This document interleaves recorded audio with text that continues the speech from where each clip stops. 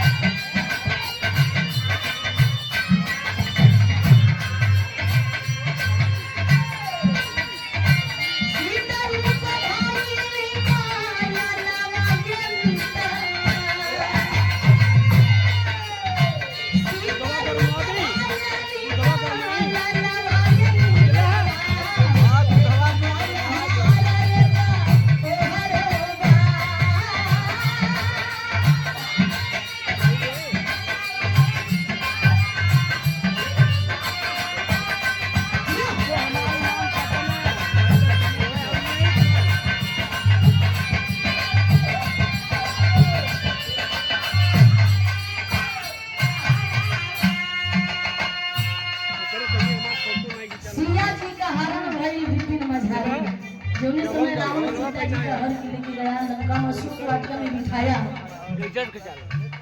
तो माई पार्वती अपने मन में सोचा थी भगवान राम से भगवान भोलेनाथ की पूजा करती थी तो माई पार्वती महादेव से कही कि ये स्वामी हमें मालूम ना कि राम है अगर राम होते हैं तो बताओ मेरा ढूंढा ढूंढा जंगल जंगल हो तो भोलेनाथ बोलन कि ना ना राम ही हो एक राम है तो माई पार्वती कहे कि हम सीता का रूप लेके जाते हैं अगर राम हुए तो हमका पहचान चाहिए कि असली सीता के हम नकली सीता के हम तो माई पार्वती सीता के रूप धारण करके वही जंगल में पहुंच गई और तुरंत देखते मान राम पहचान गए पहचानते मान गए पाँव छूने लगे पार्वती कहने लगी वाह मैं गलत समझती थी ये राम ही है एक सीता अशोक वाटिका में एक सीता जंगल में इहू की बात पूरा हो गया उनको बात पूरा हो गया दूसरे लाइन में कहना बात कैसे अरे उसे डाल डालो वो हटाए उसे डालना हां वही दूसरा सब को डाल कहले चलन घर से सीता जी लड़ाई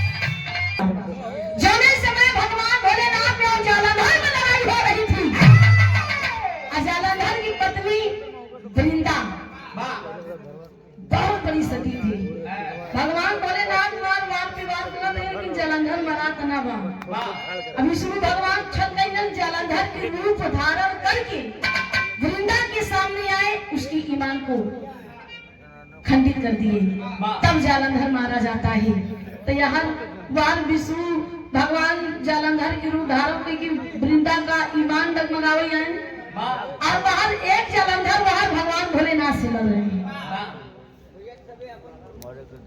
तभी आज देखिए वृंदा की उसे वरदान मिला कि जाओ मैं तुम्हें वरदान दे रहा हूँ कि तुम्हारी पूजा होगी। वृंदा तुलसी बनी। तुलसी की आज पूजा हो रही है। आगे कहना है क्या?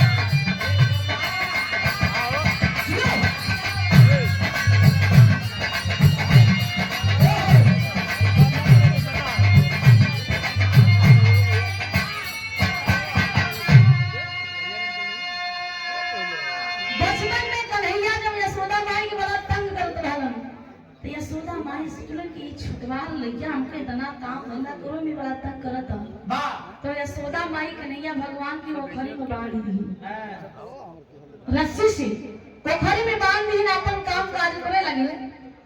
अब वहां कन्हैया जी सारा गोपियां को जितना मटका में माखन रहा खाई लगे तो गोपियां सारी कुरान लगी यशोदा माई के पास आई कि यशोदा जी तुम्हारा लल्ला हमार माखन सब खा ले। तो यशोदा माई कहें हमार लल्ला ओखरी में बांधा बा, अब तो हमार लल्ला तोहार कैसे माखन खाए चला जाई। बड़ा विश्वास न मानत रहनी, लेकिन वहां जब गोपियन जाए देखे कृष्ण जी वहां माखन खात रहा, जब इन्हें देखे तो ओखरी में बांधा रहे।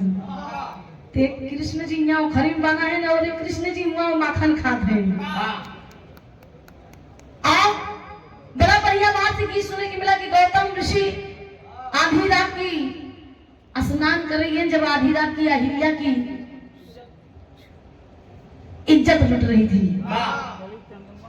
चंद्रमा मुर्गा बन के 12 बजे बोला गुरु तू, तो इंद्रदेव गौतम ऋषि के हम सकल में आई के रूप में आई के पहुंच गए वही कुटिया के अंदर। अब बढ़िया से अपन को बढ़िया से काम तमाम किए, फिर बहरे निकले हो मुसाफिर बात पर्दे में तैयार। गौतम ऋषि माँ गंगा स्नान कर गए और इंद्रदेव जी गौतम के रूप में आई गए हर अपन अहिल्या के साथे पूरा कसर निकाल ली। डुबकी कहाँ लगाए हो? आखिरी भाव कहना बा कैसा जी